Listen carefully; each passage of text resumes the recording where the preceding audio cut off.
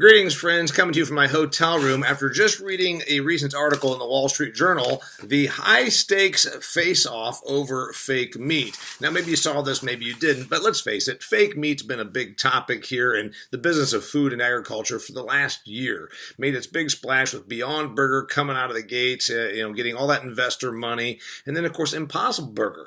It's on the dinner plates, at fancy restaurants and made a splash, but all of a sudden, it's in Huntington, Indiana, my hometown. A factory and farming community has the Impossible Burger. So clearly, this fake meat is getting more mainstream, right? That's what we've been hearing from the media. Well, let's put that in perspective. First off, fake meat, plant-based alternatives still amount to way less than 1% of total protein consumption. You still eat a lot more chicken, a lot more beef, a lot more pork, a lot more goat, a lot more egg, a lot more duck, chicken, poultry, whatever, than you do fake meat. Now, the growth of it is growing at a considerable percentage. That's one of the other points of this article right here, that fake meat, plant-based meat, is up 8% in sales, whereas normal traditional meat is not. Well, of course, when you start with 1 pound per American per year, and you gain 8% on that, it's very, very little consumption.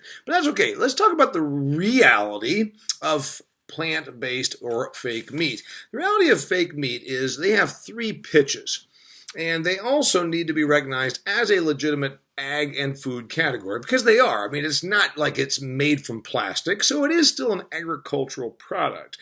But the reality that they are trying to circumvent is they're pushing a marketing message that is going to end up, I believe, coming back and nipping them. In other words, they will never be mainstream. There will never be more consumption of Beyond Meat or Impossible Burgers than there are of traditional burgers, at least not in your lifetime or my lifetime. First off, we're not Star Trek enough. We're not ready to go there. We still like our meat from pigs and chickens and ducks and cows and sheep, etc.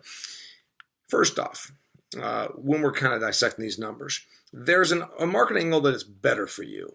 But is it really better for you? All the science right now says that the man-made processed food that are the fake meats are actually very high in sodiums and are not necessarily better for you. In fact, Impossible Burger has coconut oil in it and a whole litany of sodiums. So is that better for you than traditional meat? No.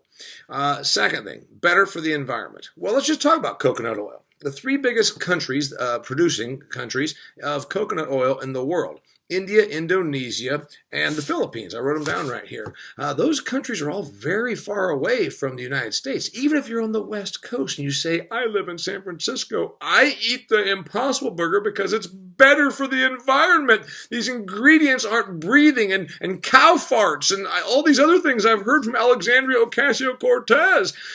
Well, that's true. They don't breathe and have cow farts, but they also, these burgers contain coconut oil, which comes from a foreign country, which also, those countries have tremendously bad environmental records. So what are we really talking about? Better for you? No. Better for the environment? Very arguable, to say the least. And then, of course, their third argument is Impossible Burgers. In this article right here, Impossible Meats says their goal is to replace an industry, to absolutely replace an industry, as they call it, livestock production, a prehistoric and destructive technology.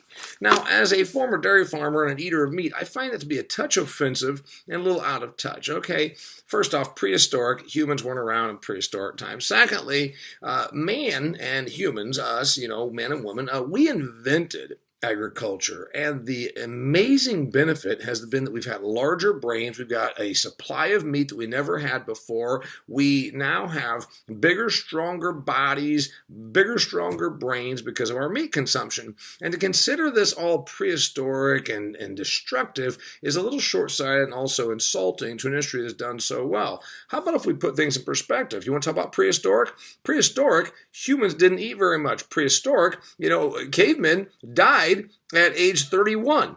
You know what's prehistoric? And you know what?